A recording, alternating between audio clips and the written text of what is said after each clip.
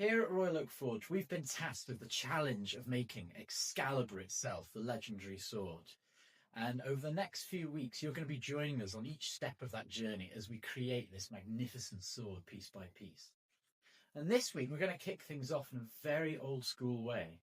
Whereas normal designs that we do for swords, when we sketch it out on paper, utilize modern measurements, standardized measurements such as inches or millimeters, centimeters, and the like. We're going to do something a bit different.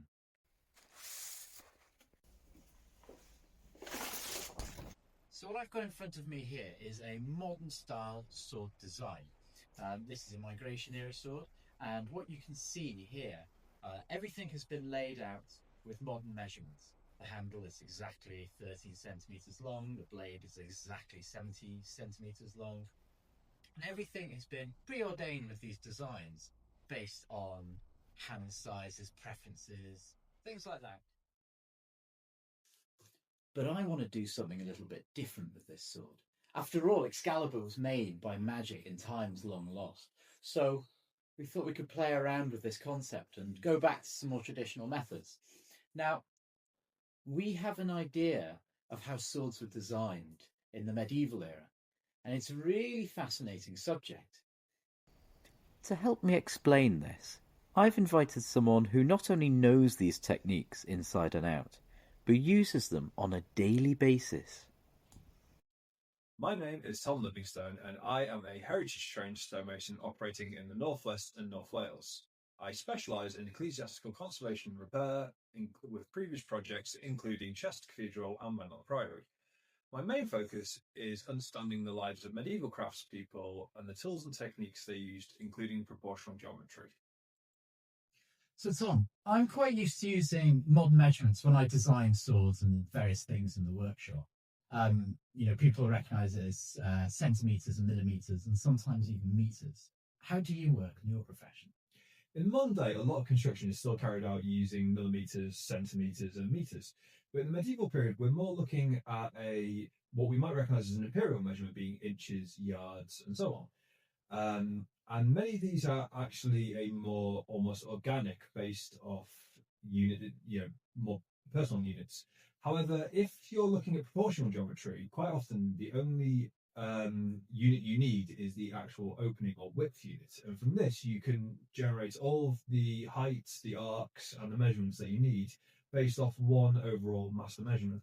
Oh, so kind of it builds itself in a sense. Yes, exactly. So what you can have is, for example, the opening of a window. The height of the window would then be determined by the overall opening. Any internal tracery or any type of designs are all based off the opening unit. That's actually quite interesting. We've got a board. Do you want to show me? Oh, absolutely.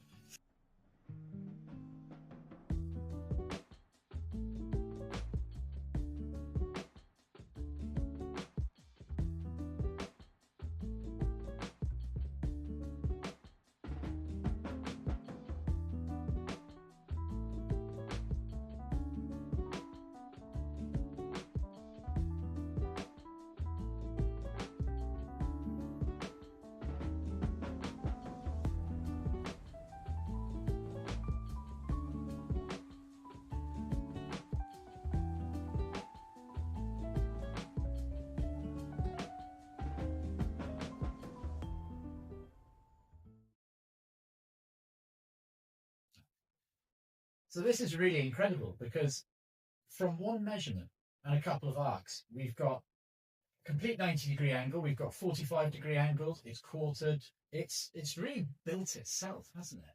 Oh yes, and this construction technique is used extensively. You have a plethora of different measurements coming out of this, which can all be applied to different aspects of building. Wow.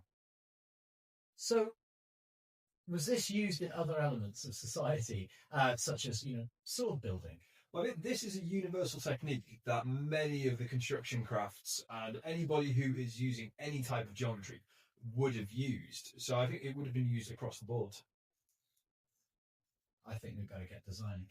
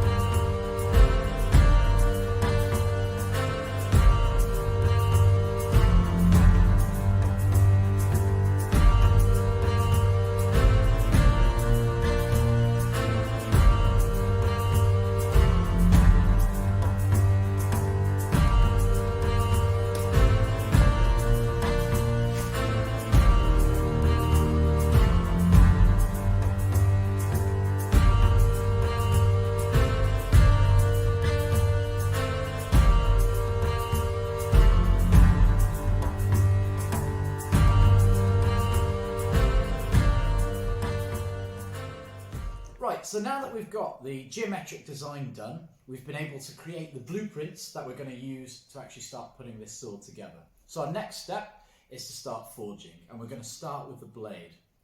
We'll see you there.